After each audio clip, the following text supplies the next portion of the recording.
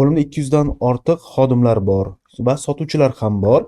Qaysi kompaniyalikni o'qimasligini iltimos qilishdi. Lekin amalda natija qilisha olmayapti. Ularni ko'p o'qitaman, bilimiga investitsiya kiritaman, lekin men ko'zlagan natijani bera olishmaydi yoki men ulardan ko'p narsa xohlayman yoki ular meni tushunishmaydi yoki ikkalamiz ham bir-birimizni tushunmay qolamiz degan savolni berdi. Nima qilsam bo'ladi? Faqat kompaniyasini sir qolishini xohlayaptilar. Bo'ldi, kompaniyangiz sir bo'la qolsin. Endi bu yerda biznesmen bilan biz endi ko'p tadbirkorlar bilan ishlash asnosida bir joyini ko'ramiz. Savdo bo'limida men o'qitaman deyaptilar-ku. Lekin aytilgan rezultat bo'lmayapti. Xuddi shunaqa yozganlar. Ha.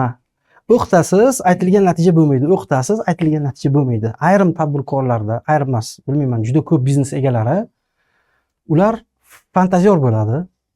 Ular haqiqatdan ham juda ko'p narsalarni tasavvur qila oladi. Ishchilar bu narsani tasavvur qila olmaydi. Siz tasavvur qila olasiz. O'sha uchun ham siz biznesmensiz, ular esa sizning ishchingiz. Ma'lumada siz tasavvur qilayotgan narsangizni siz osmonlarda uchib yuradigan joylaringiz bo'ladi. Ular esa u juda pastda, ular yerda ular. Siz ko'ra olayotgan narsani ular ko'ra olmaydi. Va siz tepadan qarayotgan narsangiz siz uchun juda bir oson ko'rinadi. Bo'ladi-yu, ana tepadan qaraganingizda uzoqdagi joylar ham yaqin ko'rinadi. Lekin pastga tushsangiz agar piyoda yuradigan bo'lsangiz, tog'ni ko'rib turibsiz, lekin ungacha tog' yetib boraman deguncha ancha yurish kerak bo'ladi.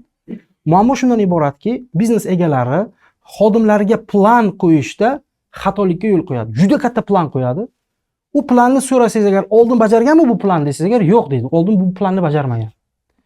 Undan oldin bajarganmi desangiz undan oldin ham bajarmagan. Qayerdan oldingiz bu planni? Men bilamanki shu narsaga erishsa bo'ladi deydi. Baraka topkur. Erishsa bo'ladi, lekin sizning komandangiz bunga tayyor emas. O'sha uchun nima qilish kerak? Komanda ko'tara oladigan planni qo'ya olish kerak. Chunki ko'tara olmaydigan, qila olmaymiz degan narsa miyasida bo'ldimi? Bo'ldi. Ish orqaga qarab ketadi. O'ziga bo'lgan ishonchi so'nadi, klientlar bilan gaplasha olmaydi, savdo umuman bo'lmaydi. Nima qilish kerak?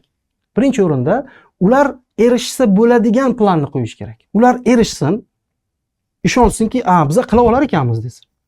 Ana o'shandan keyin planni qadamma-qadam oshirib borish kerak bo'ladi. Agar mana shu ishni qilmasangiz, siz oldingizga qo'ygan planlaringizga erisha olmaysiz. Erishib bo'ladigan narsani ham xodimlaringiz erishmaydi. Mana masalan, biz ham sotuv bo'limimiz bor. Sotuv bo'limimizga 30 ga yaqin sotuvchilarimiz bor. Ularga oldiga plan qo'yamiz. Ular mana yaqinda dasturimiz bo'lib o'tdi. Ya'ni hozir ham dasturimiz bo'lib o'tyapti. 5 hafta davom etadigan tez natija degan dasturimiz.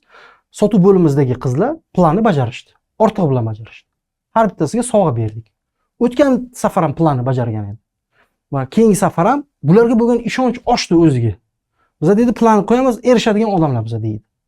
Bu juda muhim narsa, ishonch juda muhim narsa. Ishchingiz, sotuvchingiz o'ziga bo'lgan ishonchini yo'qotmasligi kerak. Korxonangizga bo'lgan ishonchini yo'qotmasligi kerak. Mahsulotingizga bo'lgan ishonchini yo'qotmasligi kerak. Ishonch juda muhim narsa. Va o'zi ishongan bo'lsa, mahsulotga ishongan bo'lsa, korxonangizga ishongan bo'lsa, o'ziga ishongan bo'lsa, demak u klientingizga aynan shu mahsulotni olishga ishontira oladi. Aynan shu mahsulotni sizdan olishga ishontira oladi. Va aynan hozir olishga ishontira oladi. O'sha uchun bu juda muhim narsa. Mijoz bilan ishlayotgan paytda sotuvchilaringiz ishonsin. Ishonish uchun esa erishsa bo'ladigan plan qo'ying.